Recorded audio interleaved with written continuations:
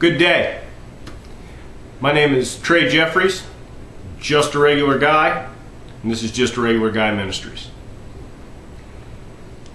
I'm going to talk today about the great deal. I'm sitting here today preparing for a road trip I have to take tomorrow. As a profession, I am a sales rep. I'm the national sales manager for Reactor Watch Company. We build the best built performance sport watch, period. And I say that with confidence, and I'm very proud and happy to say that. As a salesman, as a sales rep, I've worked with several different companies and for several different people. And I've worked for unscrupulous people. I've worked for companies that care nothing about their consumer, only the bottom line. I've worked in miserable conditions for people that have no integrity and for companies that have no integrity. And I have finally found a company that has integrity beyond reproach. I've found individuals who own and are presidents and brand managers of this company that have integrity and truly believe and commit to doing everything they say. This is a wonderful thing to find as a sales rep, and I'm happy to have found it. It makes my job easy as a sales rep, as a national sales manager, to go out there believing in what I do with the same conviction that the ownership and president and the people that work with me believe. It's fantastic. I am even more convicted in my belief of being a Christian. And we're going to talk about the best deal here. You know, there are actually two deals. The first deal, and when I talk about deal, you know, what I'm talking about is the way to get into heaven. It's not something I'm going to have to sell too much. Everybody wants to go to heaven. But in the Old Testament, in the old days, before Jesus, people had to be given a way to get into heaven. People had to be given some guidelines. And that was done through the Ten Commandments. Ten Commandments were guidelines given by God to Moses for the people of Israel to live by, so that they could become closer to God, more godly. So you understand where this is coming from. It's in the book of Exodus, chapter 20, verses 1 through 17. Now, I'm going to paraphrase most of this, but this is the Ten Commandments. We've all heard them, so it shouldn't come as a shock that there are rules that we're supposed to live by.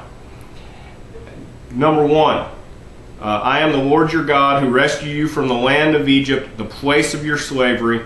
You must not have any other God but me. Do not make idols. Do not bow down to idols. Do not give in to anything but me. It's number 1. Have no other gods before me. Number 2, which is verse 7. You must not misuse the name of the Lord your God. The Lord will not let you go unpunished if you misuse his name. Thou shalt not use the Lord's name in vain. Don't swear by God. Number 2. Remember to observe the Sabbath day by keeping it holy. Number 3. Keep the Sabbath holy. Honor your father and mother. Then you will live a long, full life in the land of the Lord your God is giving you. Number 4, we've talked about it before, honoring your father and mother. I'm doing my best to keep that one as of late. I know I haven't always, but I'm doing everything I can. Number 5, you must not commit murder. Gee, that's common sense. You know, we don't need to go around killing people. Number 6, must not commit adultery. This is a big one. It's spoken about an awful lot in the Bible. We're going to talk about this on a different message. We're going to get in depth into this one commandment, because not only does it talk about it in the Old Testament, it talks about it in the New Testament, and Jesus talks about it. Number 7, you must not steal. We know this, common sense. Number 8, you must not testify falsely against your neighbor. Don't lie. It's very simple. We're not going to lie. Number 9, do not covet your neighbor's house. And number 10, do not covet your neighbor's wife. That's the 10 commandments. That's what God handed Moses on the mount, engraved it on tablets, stone tablets, that Moses brought down from the mountain to give to the people of Israel so that they would have guidelines, rules, laws to live by, so that if they did so, they would become closer to God.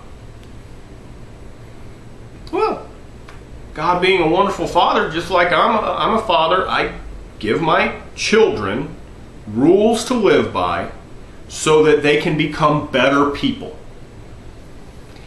You know, the problem with laws is not the laws, it's us. The problem with these laws is not the laws themselves. They're very black and white, they're very self-explanatory, they're very common sense. It's the nature of a human being to break them.